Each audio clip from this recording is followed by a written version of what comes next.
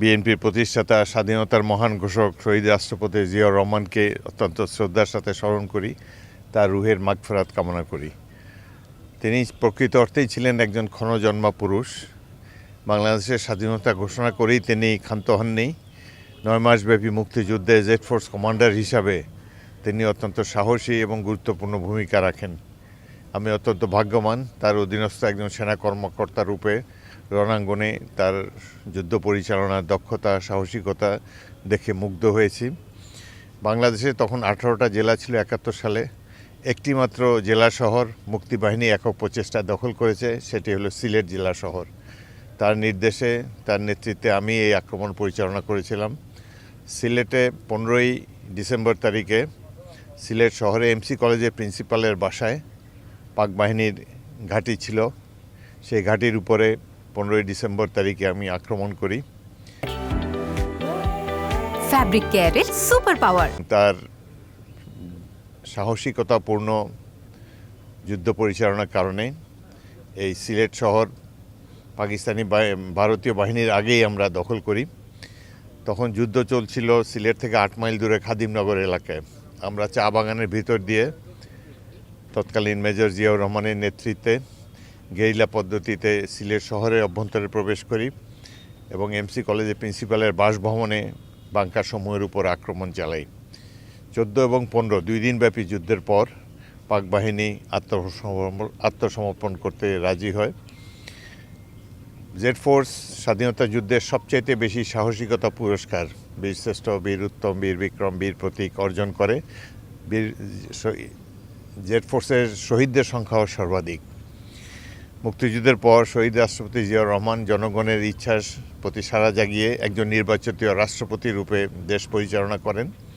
তার সময় বাংলাদেশের একটি নিরপেক্ষ পররাষ্ট্রনীতি অনুসরণ করেছেন এবং তার রাষ্ট্র পরিচালনার দক্ষতা, সততা, দেশপ্রেম জনগণের কাছে চিরস্মরণীয় হয়ে থাকবে।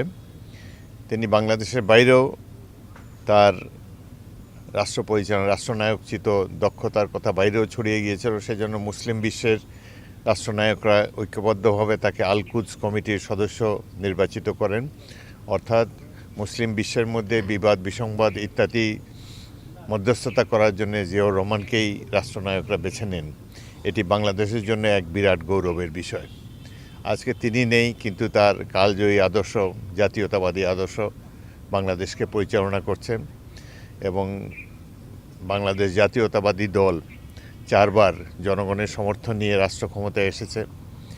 বিগত 16 বছর অনেক অত্যাচার, নির্যাতন সহ্য করে বিএনপি এবং বিএনপি তৎকালীন চেয়ারম্যান বেগম খালেদা জিয়া অনেক দুঃসময় অতিক্রম করে আবার গণতন্ত্রকে প্রতিষ্ঠিত করেছেন।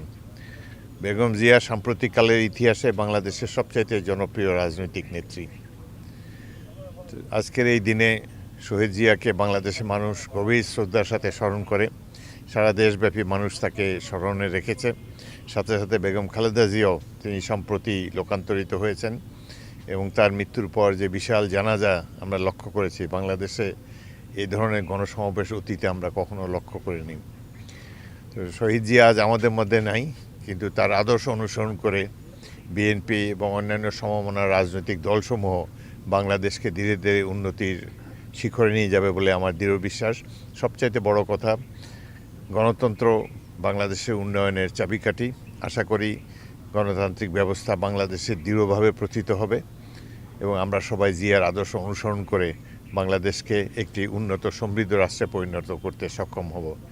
আজকে শহীদ জিয়া এবং বেগম জিয়ার আদর্শ অনুসরণ করে আমাদের নেতা জনাব তারেক রহমান, তিনিও অত্যন্ত অনুপ্রাণিত হয়েছেন এবং পিতা এবং মাতার আদর্শ অনুসরণ করে বাংলাদেশকে উন্নতির পথে পরিচালনা করতে সক্ষম হবেন বলে আমরা দৃঢ়ভাবে আশা রাখি।